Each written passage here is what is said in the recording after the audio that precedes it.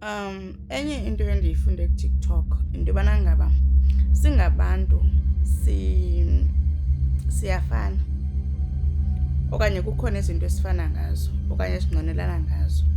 Enye yazo esinqwenelana ngayo into yobana indlela esikhuliswe ngayo yayirayithi but zange silungiselele impilo yasemsebenzini or zange silungiselele uba xa siyosebenza ze sibe ngabantu abazokwazi ufike nje sithi sisafika sibe sesikwazi udila nabanye abantu, sikwazi udila nemeko yasemsebenzini, siyazi ukuthi fanele sibe njani emsebenzini. Sikhuliswe ngendlela yoba masihloniphe, sibe nembeko nje kuphela, nathi into esiyifundisiweyo. Hayi ke shem, siyayipasa. Ngelishwa ke ngoku emsebenzini sikhuliselwe uba ngabantwana, azange sifundiswe uba ngabantu abadala, uba xa uyi-adult how do you show up as an adult and yintoni. Zange sifundiswe umohluko phakathi kwembeko nomatha nolentuza, noba njeba uhlonipha abanye abantu nawe uyayidiserva imbeko. Zange sifundiswe i-worth yethu, safundiswa i-worth yabanye abantu uba ngaba lo mntu omkhulu uyamhlonipha, laa mntu unjanjani uyathinithini, uyaguqa uyavova wenza le nale. Zange abazali bethu, i-most yethu thina bane-background efana neyam, ubinjani uzozibonela mntazekana, zange siyifundiswe i-worth yethu uba njeba nje funeke uhloniphe gqithi nabo funeke bakuhloniphe back. I-most yabazali babantu abamnyama they teach uba ngaba ndihloniphe mna, thetha nam kakuhle, how to speak to me, but they don't take i-accountability yoba nabo they need to respect you back, nabo they need to speak to you in a certain manner.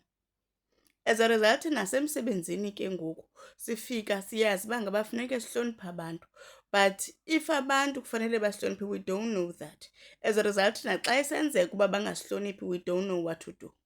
We just crash, we just crumble. And the other thing we do, siyayitolerata because we have always tolerated this disrespect even from abazali bethu, even from i-elders from iifamily zethu. Izolo bendisespa xa ndithi le nto ndisepakhingi ke ngoku ndibuya ndiqhuba itroli, so kukhona umfana ozothatha le troli ophangela phaa eSpar, sisecurity. Lo mfana athethe nam, avele nje aqala incoko uba anamani umaneja wam uyandigezela. Ndiqonda uba you know what, if umntu uvele aqale nje athethe into yakhe sube ikhona into emhluphayo, ndiqonda okay mandimamele uba ngaba umaneja wenzani. Abezeyibalisa ke uba ngaba apha bendi-aplayele i-leave, then umaneja wam ndambuza uba ngaba le form ye-leave ndiyizise apho eofisini na. Wathi yena umaneja asuyizisa, yigcina apho kuwe esayithini, ndizoza apho ngomso ndiyithathe. Umaneja uzile esayithini akayithathi iform, and then umfana yena xa seyiphangela leyithi, wangena leyithi, xa iphangela leyithi ufika iform ikhona. Ubuza umaneja wakhe uba ngaba le form ndiyabona nje ndifika ikhona. Uthi ngoku umaneja wakhe ayizisa apha kum eofisini. Mind you, le message uyifumana kusebusuku because ungena i-night and i-leave yakhe kusuppose uba iqala ngengomso. Now kuthiwa makaqala athini, aye eofisini, kodwa laa ndawo bekuthiwe makangayi ngoku kuthiwa makaye. Now uyandibuza and then immediately ndiyamxelela ndithi no, ndithi uba ibindim lo if le message ibhalwe phantsi bendizamxelela, bendizoyi-screenshot okokuqala ndiyigcine laa ndawo besithi mna iform mandiyibeke esayithini uzayithatha khona. Bendizayi-screenshotha yonke laa conversation or ndiyi-archive ndiyi-email ndiyigcine. And bendizamphendula ndithi ubuthe nje iform mandiyishiye esayithini. So how can ke ngoku uphinde uthi ndimxeba andizukwazi, ngomso ekuseni already sele ndinee-plans, so iform ndizayishiya apha esayithini. Ndithi ke ngoku ugqiba kwam loo nto, yonke loo nto ndiyiphendule xa ndibuya. Ndithi but ke ngoku because wena awundim awuzukwazi uziphendulela, yenza le nto uzokwazi uyenza. Abesitsho nyhani uba yho ha-a ngeke ndikwazi, yho hayi kusiwe phaa ngeke ndikwazi, basile aba bantu. Ndabe ndaqonda uba eyona nto ndiyibone kuye, ndibone lo mntu ndandinguye 10 years ago ndifika emsebenzini. ndingekayazi uba ngaba as much as uba ngaba I have to respect people, they have to respect me back. And ke ngoku emsebenzini ndingekayazi nokubana ngaba just because ndiqashiwe doesn't mean mandigezelwe.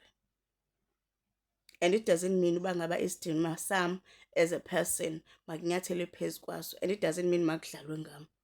And it doesn't mean I have to take that. Just because uyena ungumanager doesn't mean ungumnikazi wekhampani or a-founder. Sonke silawulwa zii-policies emsebenzini.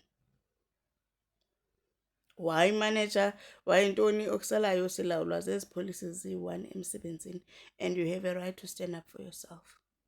And you have a right to refuse ill treatment emsebenzini. Ungenziwa ibhola just because uxakekile. Naye lo ungumanager uxakekile. Bebengaxakekanga ngengekho lapha. Silapha sonke because sixakekile. So I hope ebantwaneni bethu we're gonna do something right. Asuzubakhulisa ohlobo sikhuliswe ngalo, sikhulisela i-obedience, sikhulisela uthobela abanye abantu, but singafundiswanga uba ngaba nabanye abantu fanele basithobele.